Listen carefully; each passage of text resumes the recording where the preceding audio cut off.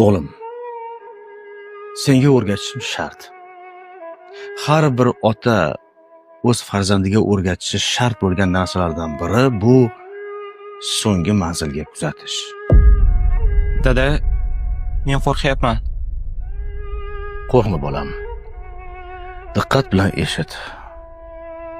Kun kelib men o'lsam nima qilasan? Birinchi navbatda o'zingni qo'lga olasan. To'g'ri, bu qiyin.